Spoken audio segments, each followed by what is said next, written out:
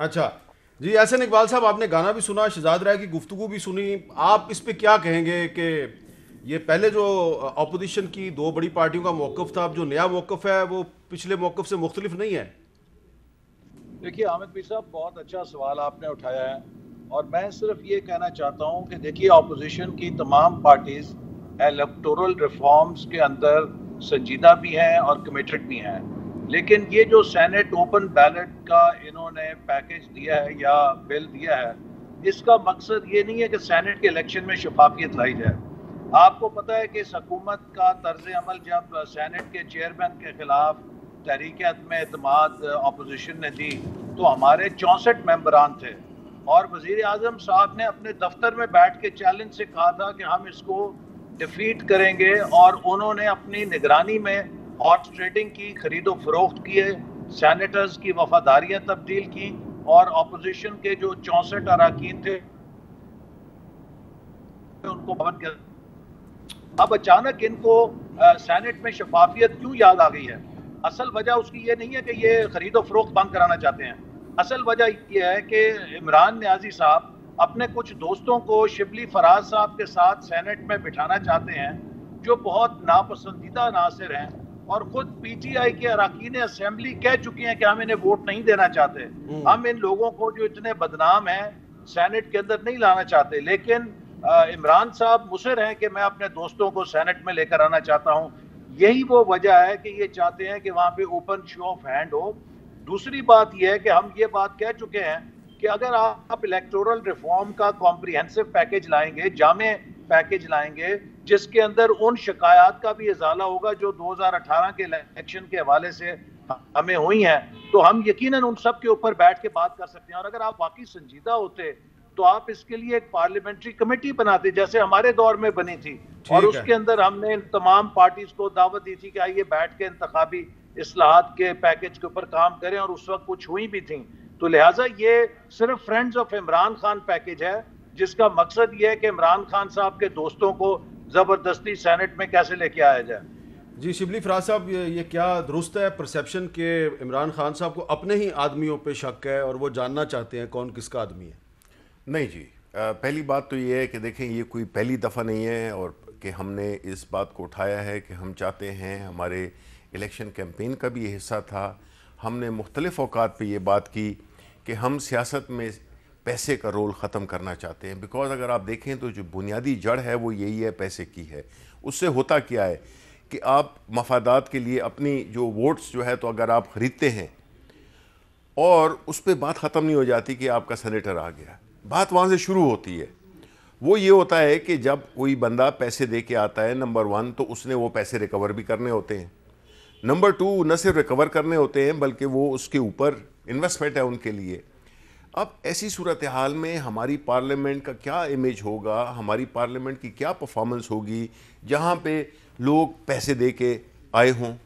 तो मुझे आप ये बताएं कि कोई भी जी शऊर शख्स, कोई भी जिससे आप पूछें कि हम एक चीज़ ओपन करना चाहते हैं, हम चाहते हैं कि जो सेनेट में जो सेनेटर्स आएँ वो शफाफ तरीके से आएँ, और जो भी पार्टी ने जिसको भी, इन पे भी अप्लाई हो सकता है कि वो उन्हीं पार्टी को वोट भी दे सके और पता चले कि उसने वोट किसको दिया है। तो ओपननेस, ये मुझे समझ नहीं आ रही कि क्यों ये पैसे की सियासत को तरजीह दे रहे हैं। बिकॉज पाकिस्तान तहरीक इंसाफ की पैसे की सियासत कभी भी नहीं रही। मैं आपको बताऊं, मैं इलेक्ट हुआ 25,626 रुपए में।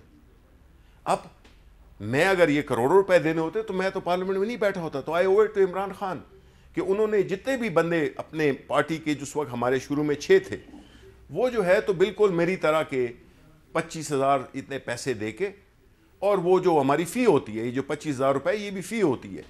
तो कहने का मकसद ये है कि अगर आज मेरे जैसे लोग पार्लियामेंट में बैठे हैं तो वो थैंक्स टू इमरान खान कि वो उन्होंने ऐसे अपने MPAs इलेक्ट किए, उनको इंश्योर किया कि वो पार्टी के कैंडिडेट्स को सपोर्ट करें।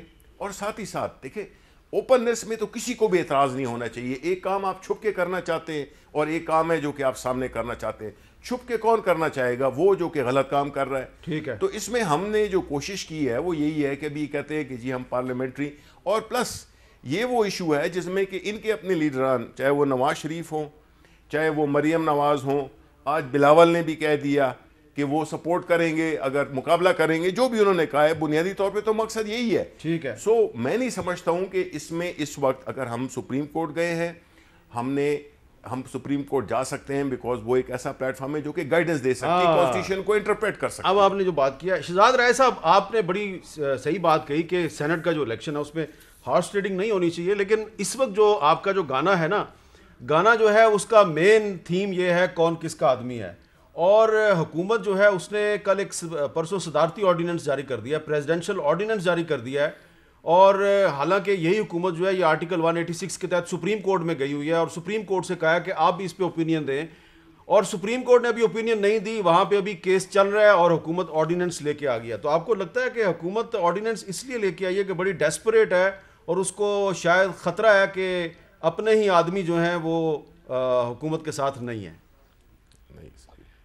देखिए, मुझे तो ये लगता है कि टेक्निकली तो मैं इतना ज़्यादा नहीं समझता जितना आप लोग समझते हैं, बट मैं कल अपने अम्मी अब्बू के साथ वैसे ही बैठ के बात कर रहा था, तो मुझे सिर्फ एक बात समझ आई कि जो लोगों को समझ आ रही है कि जो शो ऑफ हैंड कहते हैं आमिर साहब, यही वर्ड यूज करते हैं कि शो ऑफ हैंड, तो वो भी, हाँ, वो मुझे कहते हैं कि क्यों नहीं होना चाहिए। अगर आज कोई मसला है तो लॉन्ग टर्म में तो ये अच्छा ही होगा। लेकिन एहसन इकबाल साहब जो है ना, वो बहुत ही, मैं उनकी इज्जत करता हूँ, वो बहुत ही ऑनेस्ट और जबरदस्त किस्म के पॉलिटिशियन है। पर्सनली मेरी मुलाकात है, वो हमारे बहुत, यहाँ पर हम जब गवर्नमेंट स्कूल कर रहे थे वहां पर भी आए थे।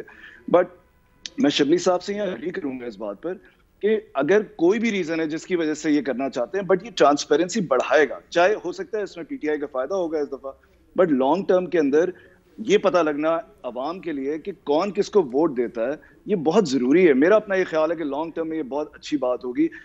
मेरा पॉलिटिकल ओपिनियन बहुत ज्यादा मैटर नहीं करेगा क्योंकि मैं टेक्निकल चीजें नहीं समझता, बट ये लॉन्ग रन में जरूर अच्छा होगा। लेकिन आप अगर एक इशू पे आपने स्टैंड लिया तो आपको टेक्निकल चीजें भी समझने की जरूरत है, और एक टेक्निकल चीज बड़ी बारीक है, मैं वो उसको कहूँगा बारीक चीज है, वो ये है कि अभी तक हुकूमत की जो का स्टैंड है उससे ये लगता है, और जो ऑर्डिनेंस भी जारी हुआ उससे ये लगता है कि वो चेयरमैन सेनेट का इलेक्शन तो चाहती है सीक्रेट बैलेट से हो, लेकिन जो सेनेट का मेंबर है उसका इलेक्शन वो चाहते हैं कि ओपन बैलेट से हो। तो क्या चेयरमैन सेनेट का इलेक्शन भी सीक्रेट बैलेट से नहीं होना चाहिए, क्योंकि असल हॉर्स ट्रेडिंग तो उसमें होती है?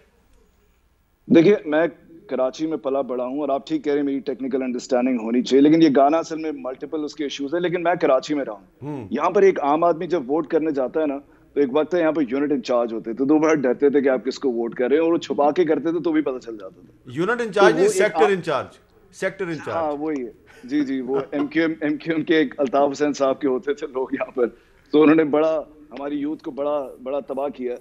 सो वो लोग डरते थे, इस वजह से वहां पर बताना शायद मुश्किल होगा। बट लेकिन जो आप इलेक्ट होके आ जाते हैं, चाहे फिर वो जो भी हो, वो फिर क्या करता है उसमें ट्रांसपेरेंसी होना बिल्कुल जरूरी है। वो कोई भी हो, चाहे चेयरमैन हो, चाहे स्पीकर हो, चाहे वो सेनेट के अंदर आके वोट करते हो, इसमें ट्रांसपेरेंसी होना बहुत जरूरी है। खासतौर पर हमारे मुल्क के अंदर, जहां पर मैं बचपन से, हमारा एक गाना था कि मैं 9 o'clock न्यूज पे था, 9 o'clock न्यूज में सुना कि पाकिस्तान तारीख एक नाजुक मोड़ से गुजर रहा है। फिर मैं 10 साल का हुआ, मैंने फिर 9 o'clock न्यूज में सुना कि पाकिस्तान तारीख एक नाजुक मोड़ से गुजर रहा है। तो हमारे यहाँ बचपन से सेनेट के अंदर करप्शन होती है, ये हम सुनते हैं। तो अगर ये खत्म होने लग रही है तो व्हाई नॉट, मैं तो सिर्फ ये कहूंगा।